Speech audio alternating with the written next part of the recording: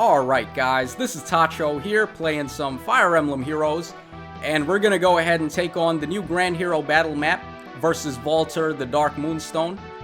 So let's go ahead, we're gonna play it on the Infernal difficulty. This one is a real tough one, guys. This one reminds me a whole lot of the Legion one due to all of the reinforcements that are gonna attack you. So let's get started here. Okay, Valter with his classic dialogue there, he wants to satisfy his hunger for battle. Okay, so my team here, I've got Bride Cordelia, Azura, Ninian, and Innies. So double bows and double dancers. And the idea is that because so many of the units that show up on this map happen to be flyers, my bow units are going to be really strong against them and get the super effective damage. And on top of that, with the double dancers, I can get them out of harm's way very easy and also allow them to attack multiple times a turn. Alright, so be careful of Valter. He has Panic Ploy on his C slot, so if you stand in front of him, then your units are going to suffer reverse stats from any hone or fortify skills you may have equipped.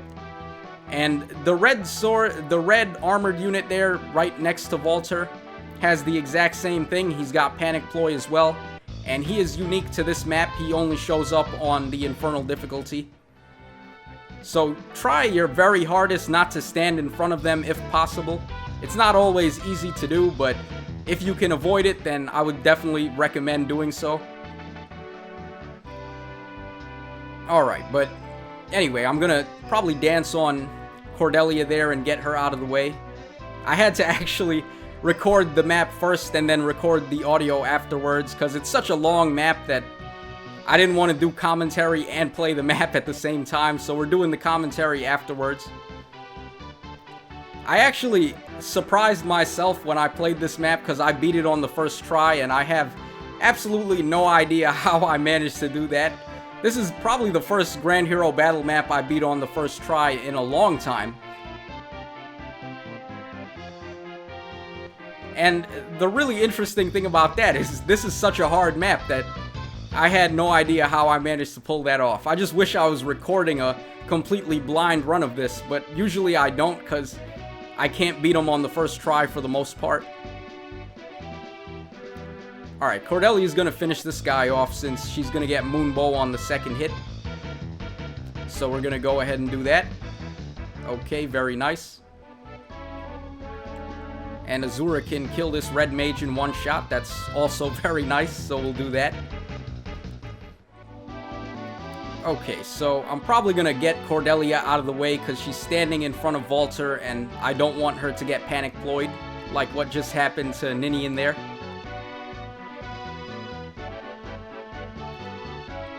Okay, so Innies is in range to finish off that green flyer that just spawned. So we're gonna have him attack this guy. I love Innies, guys. He's a really good unit. He surprised me. I actually didn't think he was gonna be that good. But he is really good, man. He can actually check Reinhardt. If you have enough res on him and you have a couple of units standing next to him to get the owl buffs from his weapon, he can take on Reinhardt one-on-one. That's pretty tight. Not too many units can live up to that, so that's really awesome.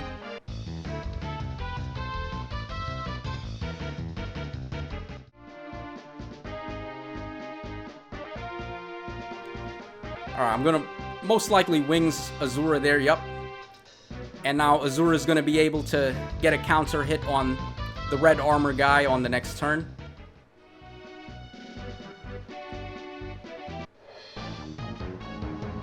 Okay, he's a really tanky unit, and he also has Panic Ploy as well, like I said before. Alright, so I don't want Ninian to attack there. I'm just gonna have her dance. But it's gonna be tough to get rid of all these guys at once. Okay, I guess I'm gonna attack with Innies. Like I said, this commentary is recorded afterwards, so I don't even know what I'm gonna do in this map, so that's something to think about. But maybe we'll see some cool stuff. Okay, again, good use of Wings of Mercy. This is a very restrictive map. There's a whole bunch of obstacles in your way. If you have access to a good Flyer Emblem team, that would not be a bad choice for this either. Okay, I think I can actually have Cordelia kill Valter on this turn and then dance on her and have her kill the red mage as well. So we're gonna do that. And then another good thing about that is that Ninian will be able to attack the Sword Knight on his turn, on his next turn.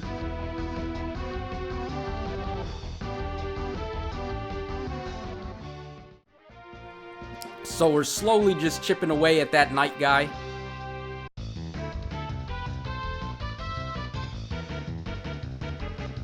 Alright. So we're rocking and rolling. Alright, Ninian, because she attacks from res, she's gonna really put a hurting on this armor guy. I love Ninian's attack animation, and her dragon as well. She looks so awesome. Not as cute as Fa, though, but still. Okay. So Innies can kill that red mage over there.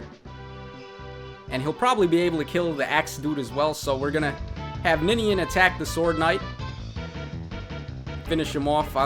That attack is so sweet. I love it. Okay, and now Innies is gonna kill the Red Cavalier. And all I have to do now is dance on him, and he'll be able to kill the Axe Knight as well. Actually, I remember this part. I had to double check to make sure that Iceberg would be enough to finish him off, and it is. Right on the money, too. Just did 57 damage, so we killed him on the spot. Pretty cool. But that was a really tough map, and I had a whole bunch of fun playing it just because it's a long one, and you gotta really sit through it and take on all the reinforcements and all of that good stuff. I love a challenge, and the challenges just make the game more fun. Alright, but enough about all that.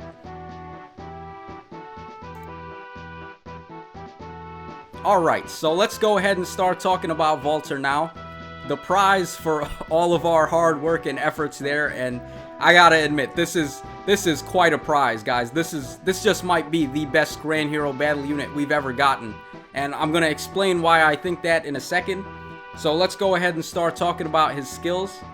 His weapon is the Cursed Lance, which has 16 might and 1 range, and I'm not sure if this is inheritable. It doesn't have the plus sign, so it's probably not. What it does is it's gonna give him attack and speed up 2, and it's also gonna accelerate his special trigger by -1. And after combat, he's gonna take 4 chip damage. So it's basically 2 effects in one. It's like half of Fury 2 with the attack and speed and the chip damage. And then it's also like a killer weapon or a slaying weapon, since it gives him the cooldown count -1. So this is a very good weapon, very powerful. One of the best Grand Hero battle weapons we've had. Definitely takes a dump all over Berkut's weapon for sure. But I don't know if it's better than Camus or Xander's weapon. That's still up for debate, because those come with distant counter right off the bat. But I would say, though, this is definitely a contender. This one is up there. As far as his special attack goes, he's got Luna, which is going to be at -1 cooldown with his weapon. So it's going to proc at the same time as Moonbow, essentially. So that's really awesome there. He has Darting Blow 3 as his passive A skill. Not a bad one. It's going to give him speed up 6 whenever he initiates a fight. So really good, and this is the skill that you can pass off as a 4-star at level 3. So not bad there, but the real prize on this guy is his C-slot passive. He comes with Panic Ploy 3. How awesome is that, man? That's amazing.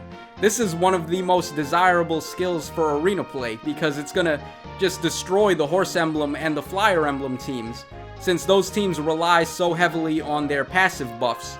But this skill is a really hard counter pick to those teams, and the fact that they're giving this out for free is like the best thing in the world to me. I was unable to pull Luke on the banner that he showed up on, so this is like therapy for me. This is exactly what I was hoping for, and I don't think we've ever gotten a Grand Hero battle unit so far that ever had such a desirable skill on them. So this is really awesome, and I'm definitely gonna evolve these guys up to 5 stars and pass that along to some of my other units. Like Hector definitely wants Panic Ploy thanks to his high HP, and a bunch of others, but we're not gonna get too much into that. This is definitely one of the best reasons to try and win all 3 copies of Valter, and this is one of my reasons why I would argue he's the best Grand Hero battle unit.